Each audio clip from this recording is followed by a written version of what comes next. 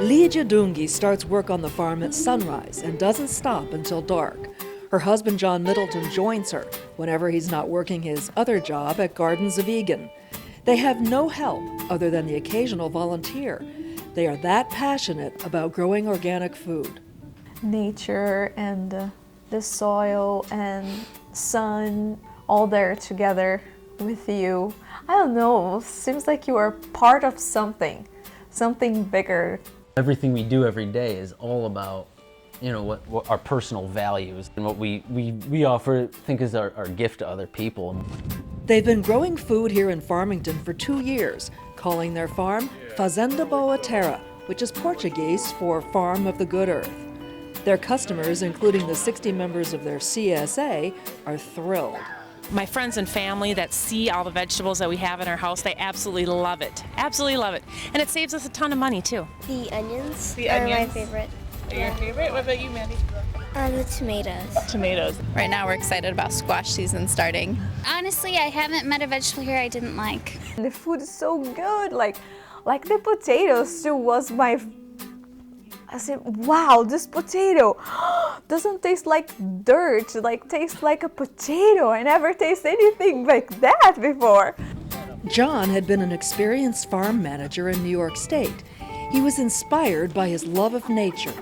I studied environmental science in college that I kind of got obsessed with this link between nature, the environment, and our agricultural and food production system. Lydia, who grew up in Brazil, pursued farming because of a female role model. When I was a teenager, I read this book that the woman, she was a farmer and she was so strong. So that's why I went to ag school. And the two break the conventional thinking that is a man's field. John and Lydia met on a farm in New York and dreamed of starting their own farm someday. They got their chance because of the Organic Field School here in Minnesota. They administer an incubator program to allow young farmers basically a safe place to get started. Farming is so capital intensive, and you think about trying to have secure land tenure, think about the equipment that you need, just the supplies you need. We were able to grow quite a bit within our first 2 years, and I think are hopefully in a pretty good position where we can continue to grow. The Organic Field School partners with Gardens of Eagan, a major source of produce for Twin Cities co-ops. It recently bought 116 acres in Northfield and rents out some of its new land to incubator farmers. Program Director Allison Goen says the Organic Field School subsidizes their rent until they can make it on their own. These days, farmland, especially in this area, in the southern part of Minnesota where the land is better and the growing season is a little bit longer, is becoming really, really expensive, especially organic land. Carla Pankow and Elizabeth Miller became farmers a year ago. Carla was eager to leave her corporate job behind. Things quickly get out of whack when you're focused on reports and meetings and teleconferences, and you really just sometimes need to get back to the basics and back to simple things. Elizabeth was a freelance journalist. I love writing, but one thing I've always struggled with is that I feel like I'm reporting on what other people are doing rather than doing something for myself. And while that's valuable, it's not always very soul-quenching. Elizabeth and Carla met in Africa while building a house with Habitat for Humanity. They decided to make a huge lifestyle change by starting Bossy Acres Farm in Minnesota. We really struggled, as beginning farmers do, in trying to find land and infrastructure and equipment. Organic Field School is like all of a sudden the heavens opened up. We've already been able to be connected and be on better land, on more land, and have access to proper farm things like equipment and irrigation and all these little things that make plants grow. The Organic Field School's newest incubator farmers are Mike Leck and his wife Jennifer Nelson.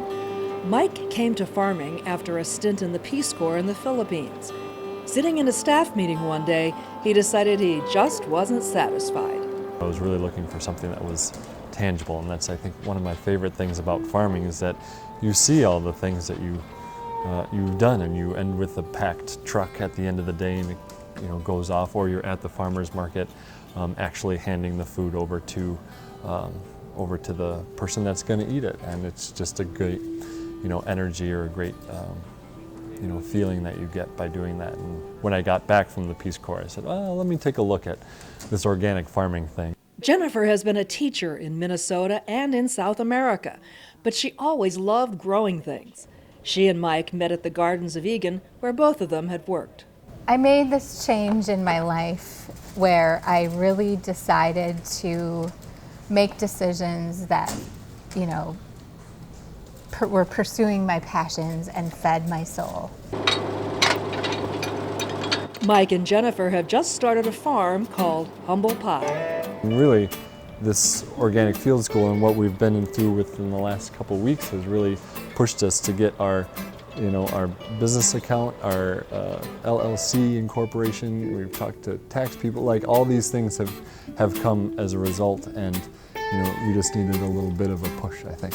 Mike will continue working for Gardens of Eagan while I'm doing the bulk of our Humble Pie farm operation work. And as well as we're having a child in December.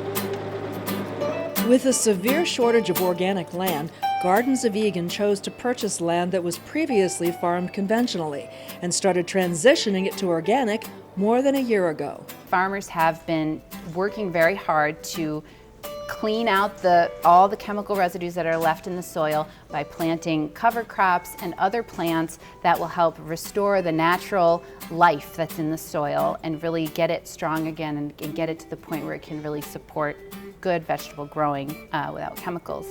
The transitioning process takes 3 years, and the Organic Field School is teaching farmers the skills they need to do it. If we want more of our farmland to be organic, there's going to be a transition between not organic to organic, and the farmers need us to buy their vegetables and their produce while that's happening. The Organic Field School has helped to ensure that passionate organic farmers can become successful. We are really excited for what's ahead, and having gone through a very difficult first season, it makes us even more encouraged. Sometimes you're out there, like I said, you have these doubts, like, why are we doing this? This is crazy, I'm so tired. But you realize it's absolutely worth it.